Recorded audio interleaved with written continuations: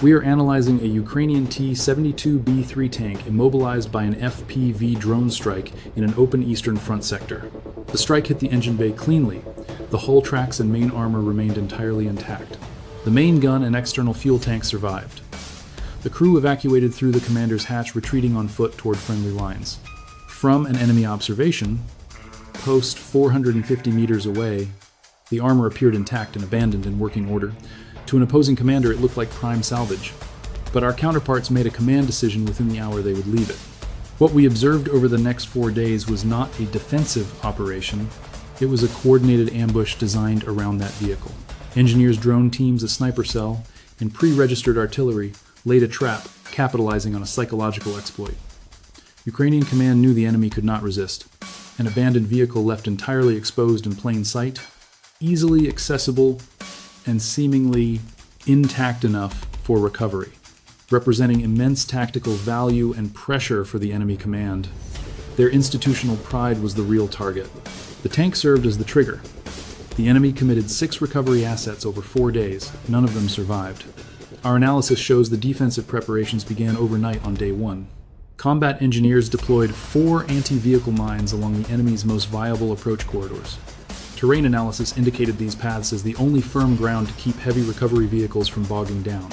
These mines combined pressure detonation with a command wire override, giving the tactical team total control to disarm any charge if the enemy advanced, unexpectedly preserving the asset for a more favorable tactical engagement.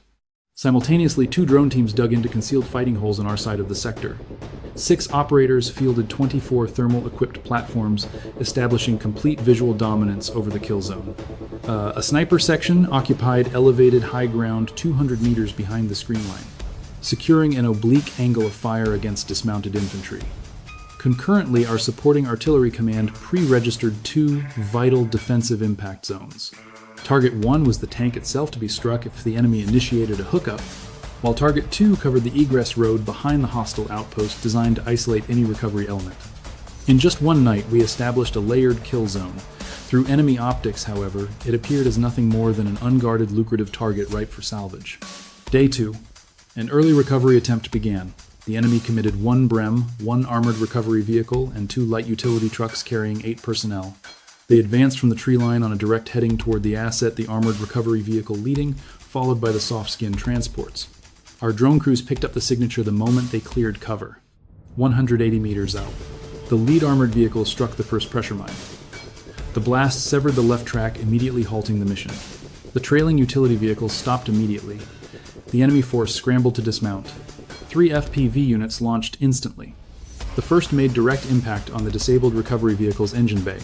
The remaining drones targeted the light trucks mid-disembarkation, leaving one completely obliterated and the other heavily burning. Our strike achieved a 75% casualty rate within 90 seconds. The remaining 2 attempted to flee on foot, but sniper suppression neutralized them before they could re-enter the wood line. The enemy adapted shifting to dismounted infantry. 12 soldiers advanced at dusk, attempting to leverage failing light to degrade our electro-optical targeting capabilities. Thermal optics made low visibility irrelevant. We tracked all 12 combatants from 250 meters as they crawled forward in a skirmish line. 1 drone targeted their command element at 120 meters. Identified by his posture and external comms gear, the assault formation collapsed. 3 follow-up platforms launched to hunt down the retreating scattered infantry. 7 more casualties. 5 survivors retreated. The entire infantry operation lasted a mere 4 minutes, proving only that any approach into this open killing ground guarantees swift, catastrophic losses at every distance. 2 failed operations in a single day, yielding 13 hostile casualties. 1 heavy recovery vehicle and 2 transports lay destroyed. Our bait, the T-72, remained completely untouched. The kill zone now held 2 crippled armor assets, 1 Ukrainian, 1 Russian, and the enemy had not dared to touch them yet. Hour 0300, day 3. The enemy tactical adjustments showed they were finally learning from their prior catastrophic failures. No soft-skinned vehicles along the breach lane, no operation in daylight, no infantry caught in the open. Instead, they sent a lone T-72 main battle tank creeping out of the assembly area under absolute blackout conditions. The tactical math was sound. A heavy battle tank is vastly more difficult to neutralize with loitering munitions than a soft-skinned utility truck. And at 46 tons, it far exceeded the 20-ton pressure fuse threshold our defense forces had engineered into those mines. The enemy recognized the barrier that immobilized their recovery vehicle, calculating correctly that a T-72 would roll right over it. Their technical math was correct. At 0320, the T-72 rolled over the pressure plate without initiating the fuse. The heavy armor bypassed the sensor trigger. The war machine pushed deep into the dead zone, closing the distance to our disabled tank before grinding to a halt. Turbine roaring at idle, the tank crew prepared to dismount and hook up the steel recovery cables. That is when our defensive screen released 3 FPV drones, their thermal sensors locking onto the white-hot signature of the idling engine.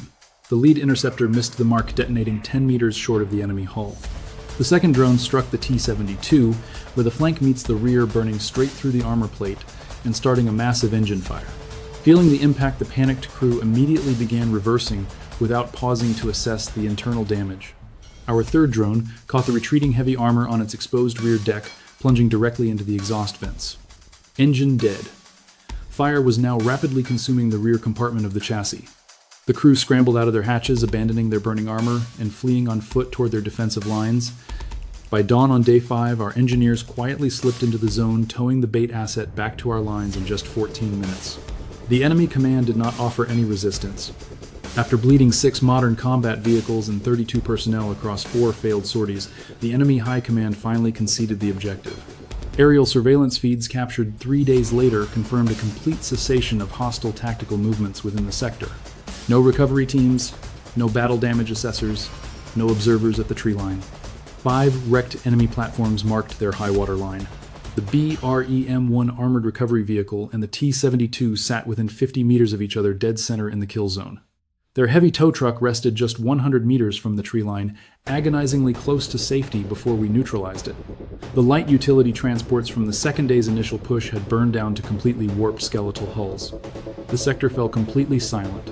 The enemy had finally learned at the cost of 4 assaults and 6 combat platforms that this coordinate meant absolute destruction. Their tactical assessment was correct.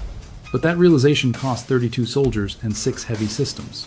What we executed over those 4 days was not merely a display of weaponry. Precision drones, Javelin anti-tank missiles, engineered minefields, pre-sighted artillery target points. Every variable is textbook and heavily documented. What we demonstrated was an operational mastery, precise enough to predict enemy behavior. We knew that a commander, watching his crippled main battle tank sit 300 meters from his bunker, I would feel compelled to send a recovery team, and then commit another, and then escalate the stakes when that one failed. Repeating the pattern 4 times over 4 days, doubling down with heavier combat assets each time. The trap succeeded because their tactical hubris was predictable and our defense was absolute. Every single avenue was heavily mined. Every approach angle was under thermal surveillance. We anticipated their tactical escalation the night before it occurred. Our Javelin teams deployed into firing positions on night 3 because our staff recognized that if a lone tank failed, their next move would be a multi-tank column with armored security. That battlefield assessment proved flawless. Our guided missiles were waiting the moment they formed up. 1 bait vehicle, 4 recovery sorties, 6 enemy combat platforms destroyed, 32 hostile casualties, all achieved through 4 days of disciplined patience. That bait asset never discharged its main weapon or moved an inch. It simply sat there acting as the perfect psychological gravity while the enemy commander could not resist trying to salvage. If this tactical analysis shows you how modern forces weaponize operational psychology to break an enemy, share our brief. Subscribe and enable notifications. Our next tactical breakdown drops shortly.